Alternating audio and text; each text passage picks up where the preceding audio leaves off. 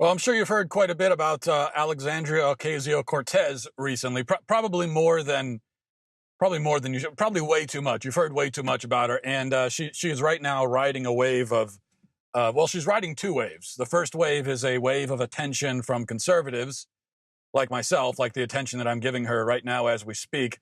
Um, and that's the way you'll notice that it goes like this a lot. Like the two sides, conservatives, liberals, they kind of pick out stars for each other because the star on one side is going to be the person that the other side has decided to pay a lot of attention to. So conservatives did that with David Hogg. Now they're doing that with Alexandria Ocasio-Cortez. It's you know I'd say 95% easily of the coverage that I've heard about this woman has come from conservatives. The same thing with David Hogg, and and you could make the argument that Donald Trump is probably the prime example of that on the right side of the spectrum. But anyway, so she's got that wave, and then she's also got the wave of socialist enthusiasm among the younger generations, and that's why she's caught on, because she's a democratic socialist. The fact that young people are so attracted to socialism is, I think, a topic worth inspecting, especially because many people have inspected it and talked about it and analyzed it, and I think that the analysis and the conclusions that are drawn are often very, very wrong. Now, different surveys give you different figures, but they all seem to agree that around half of all millennials at this point find socialism appealing on some level, which is really concerning. That's a lot. A half is a lot, okay? And according to a recent survey that I read, 1 in 10 millennials believe that Joseph Stalin, who killed 20 million people, as a conservative estimate, was a hero. 1 in 10.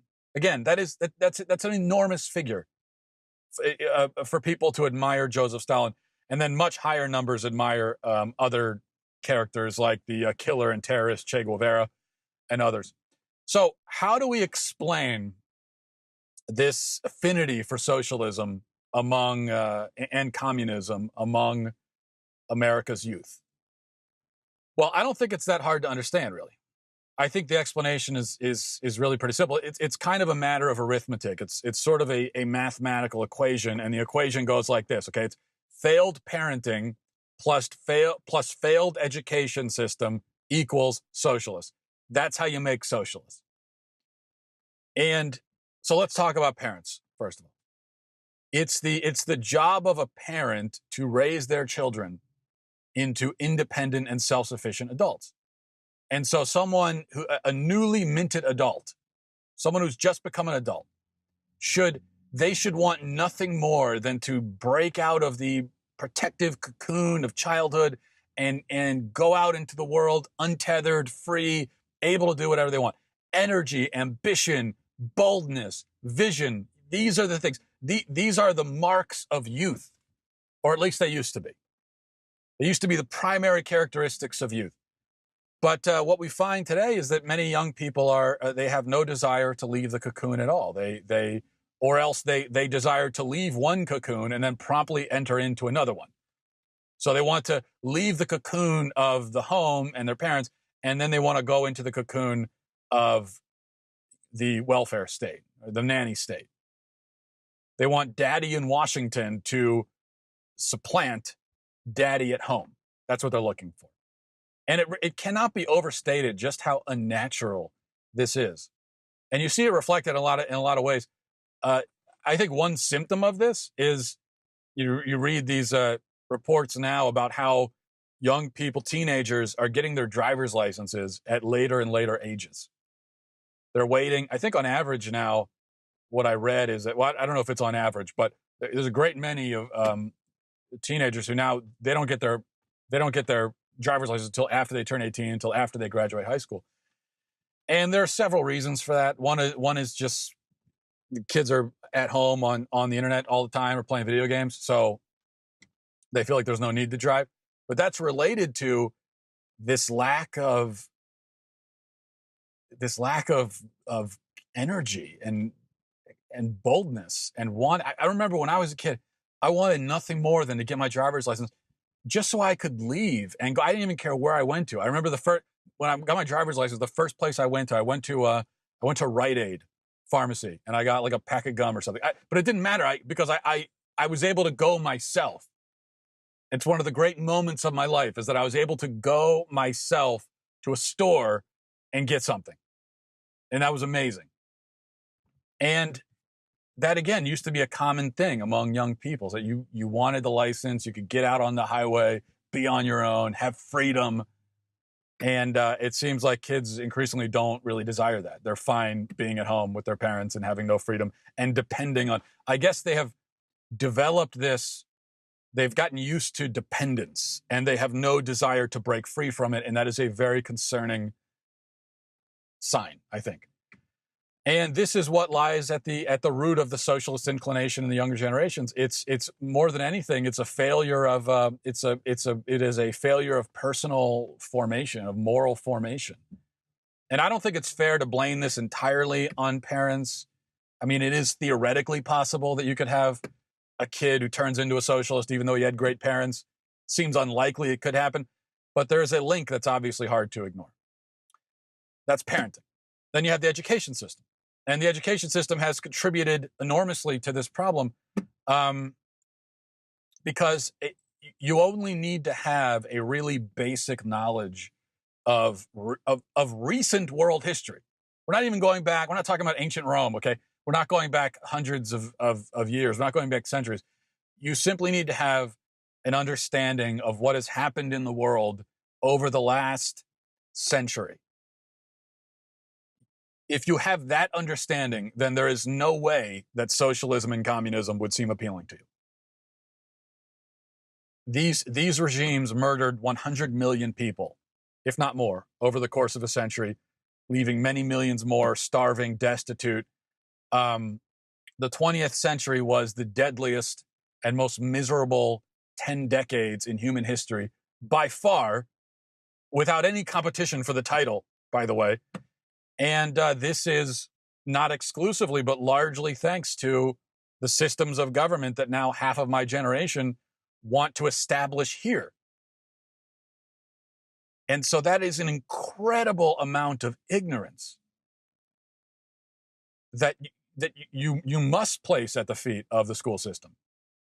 Do you think the average socialist millennial even realizes that when he says Nazi, he's referring to the National Socialist German Workers' Party? Do you think he understands that Nazis are National Socialists? I assume he doesn't know.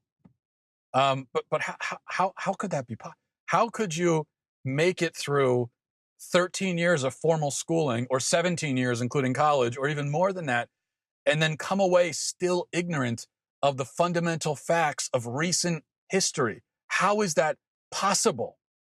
It's almost impressive. You almost have to be impressed with how ineffective our school system is, because you would think that all you have to do is just throw kids into an environment and have a few books around, and if they're in that environment for 13 to 17 years, they're inevitably going to absorb some information. You think you wouldn't even be able to stop them. But our school system has somehow managed to prevent kids from developing even the basic fundamental understandings of history. It is an incredible thing. And again, we're not talking about events from ancient times. We're talking about events that many people walking the earth now today actually lived through and are still living through in places like Venezuela. Yet the Democrat Party has managed to tap into this very large supply of supposedly educated people who possess almost no functional knowledge whatsoever. At least they possess no functional knowledge when it comes to history. And I would submit when it comes to many other subjects as well. So with that in mind, how can we call our education system anything other than a cataclysmic disaster? That it has produced ignorance and intellectual laziness and idiocy on an unprecedented scale. And it has somehow managed this feat at precisely the moment when knowledge and information have never been more readily available. This is what's happened. I know people don't like it when I blame the education system, and I always hear from teachers and who say I'm I care about my kids. I'm educating my kids. I'm not. I know that there are good teachers out there. I don't deny that. And if you're a good teacher, then good for you, because you are working against the tide. You've got everything stacked against you.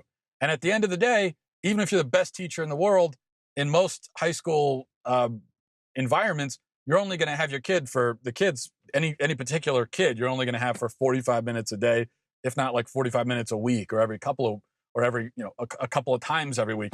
And there's only so much you can do in that time. But I think even if you're in the system and you work for the system, you can't deny. I mean, look around you at the incredible ignorance that people are displaying. And remember, this is ignorance in a time when there is no excuse for it at all. Because as I've pointed out many times before, we all carry around in our pockets all of the knowledge that you could possibly need. It's all here.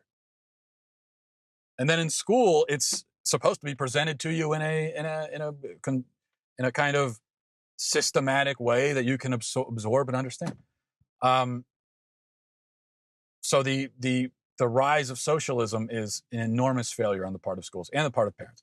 The crop of the young crop has been, I guess you could say, fertilized by bad education, bad parenting.